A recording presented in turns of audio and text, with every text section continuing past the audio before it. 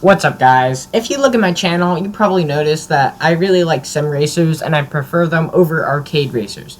But I actually do enjoy most arcade racers. I've always been a big fan of Need for Speed in the Crew ever since 2005 with Need for Speed Most Wanted and the first Crew game. So today we're going to discuss the most hated Need for Speed game. Need for Speed Rivals. It came out in 2013, but in November, and everyone hates it. Most arcade racers hate it, such as Black Panther, AR-12, and Uton the Karen, or however you say his name. But I'm here to try to convince you that it wasn't a bad game. I had to re-download this game just to make this video, so it's 31 gigabytes that I'm gonna have to delete after this probably because I don't play this game anymore. So I'm gonna tell you why it's good. So let's start off with the first point, the car list. The car list was extremely good for a Need for Speed game, I think. It had Porsche because, you know, Need for Speed back then was the only game that really had Porsche unless you bought a DLC from a Forza game or whatnot. So that was good, and they had mini Porsches such as the 918, 911s, the Carrera GT, and they had a really diverse car list all in all. And they also had a lot of different types of cars, such as hypercars, such as the 918 and the 11, and retro supercars such as the F50, which was a DLC. If you're watching my channel in my usual videos, you probably like Forza because that's what most of my videos are about. So if you have Forza Motorsport 7 or Horizon 4, go join my Forza Discord, link down in the description. We do races every month, and we're doing one at Le Mans so go join that Discord, and I'll see you there. Back to the video. So the car list was really diverse, but one thing that they didn't get right, which is one of the reasons that people didn't like the Rivals games and other games that came out around Rivals, such as Hot Pursuit, was that their customization stinked. You could do, like, paint jobs. It was pre-select paint jobs. There wasn't actual decal things. You could change the color of your rims, and I think like the type of your rims and like the color of your car, and that was about it.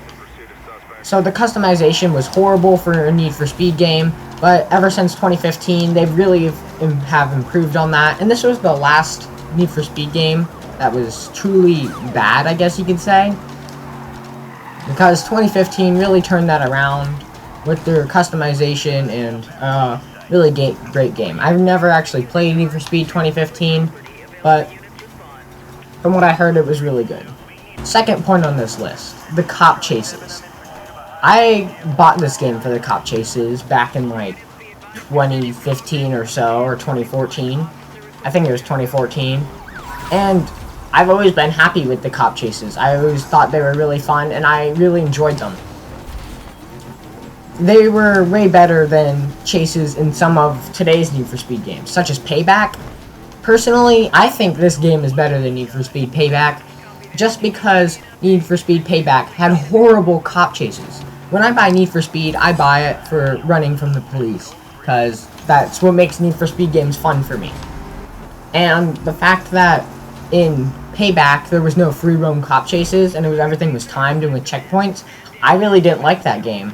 But the cop chases in this game are just wonderful, with the damage meter and all of that, how you can wreck the cops, how you can get stuck, and it's a lot harder to get away in this game than, say, 2005 Need for Speed, which, in my opinion, is the best Need for Speed game to ever come out of EA. It's really difficult to escape from the police in this game due to the damage meter, and it's pretty realistic for an arcade. And the fact that you can go through these gas stations right here, like you can see on screen, and get fixed. And also the fact that you could be a cop, so you can see how the cops might think in the Need for Speed games. So you can try catching these people using the cops' tactics against them. Also, with the addition of the power-ups in this game, such as like Shockwave, like that, and Jam to jam EMPs and stuff, and other racers that you can even wreck, it made the cop chases extremely fun, with multiple cars, cop chases, and the missions too, where you had to get away from the cop as quick as possible. I really think this game is the true successor almost to Most Wanted 2005 instead of the horrible 2012 Most Wanted that we got. The only thing this is missing is customization, to be honest. But the map is great, which is my next point. The map had basically everything we could want. It had shortcuts, it had a giant highway, it had jumps, it had twisty roads, it had gas stations, it had everything. And it was a really good map, in my opinion.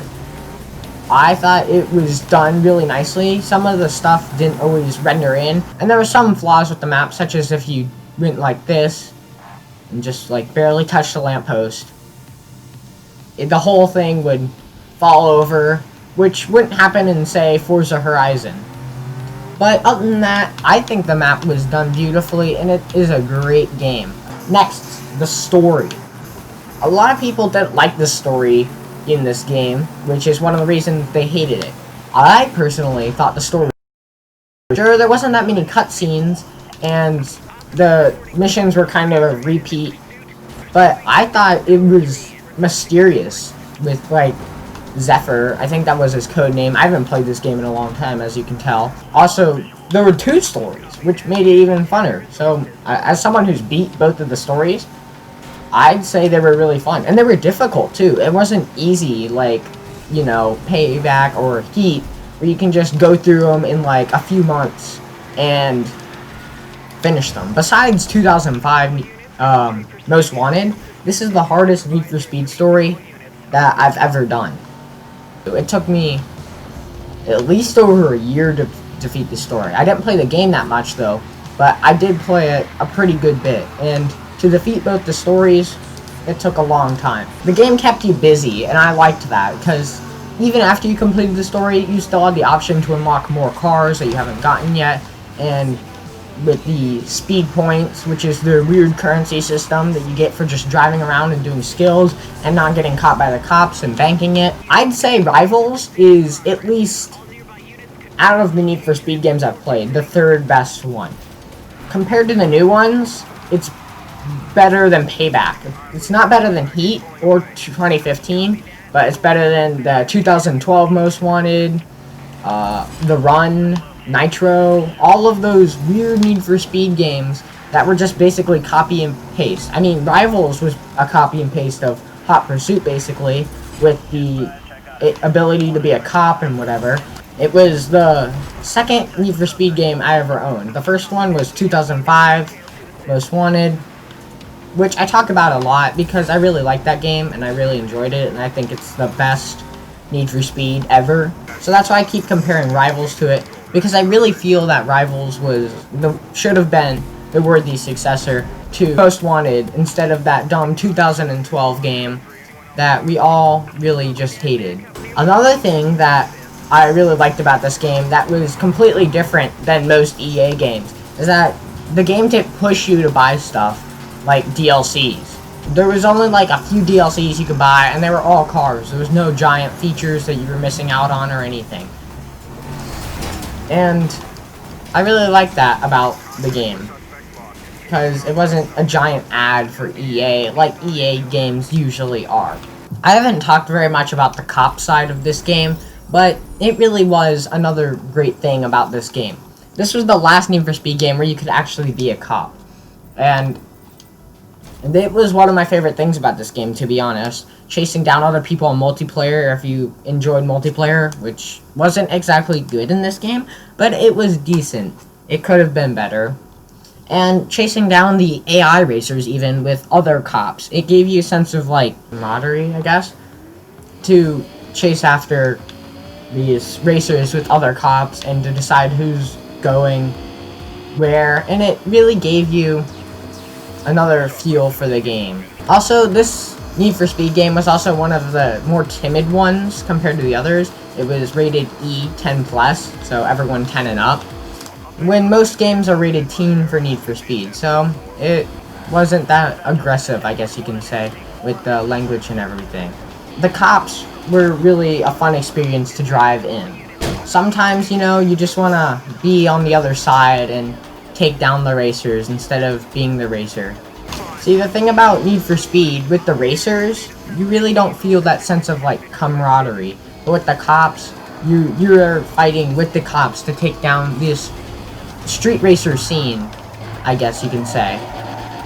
Oh, that was a nice move by him right there. Can we talk about this part in the map real quick? It really was my favorite part of the map in the whole game. I love to just chill around the spot and run from the cops, or be a cop, and wait for a racer to come by and chase after him like I am now. I really enjoyed the music in this game. I know that's kind of a weird thing to talk about because I usually don't talk about the music in the games, but as far as Need for Speed games go, I thought this one was pretty good. All in all, Rivals was not a good game. It had many flaws, such as glitches with graphics and such so. But it really was the pinnacle of the Speed era at that time. Oh my gosh. Bro, do you see that on the map? I need to go after this kid. Hold on. It was the game that finally brought Need for Speed out of its trashy hole and finally made them decide to improve. And I'd say this game even gave us Need for Speed 2015, Payback, and Heat. And it really did help everything. And it really was a difficult game to play. There are lots of glitches, such as parts falling off cars and other things like that. But besides that, it really was a great game all in all. If I was to go back in time, I would buy this game again. And I think it doesn't get the love that it deserves. Many people hate it, but I completely disagree with them. It was better than most of the Need for Speed games at the time. I think if we didn't have this game and people didn't hate it as much as people hated it as much as they do, we wouldn't have gotten Need for Speed in the future. We wouldn't have the Need for Speeds that we have today. But luckily, thanks to the hate this game got, Need for Speed and EA finally brought themselves out of these copy and paste Need for Speed games that we have been having. But now that this game has brought us out of that horrible hole, I think we can now appreciate it for what it's done and what it did. So that's all for this video, guys. This was a bit different than my usual ones, but we'll go back to the usual ones in a little bit. Like and subscribe. I'll see you guys in the next one. Stay safe. Goodbye.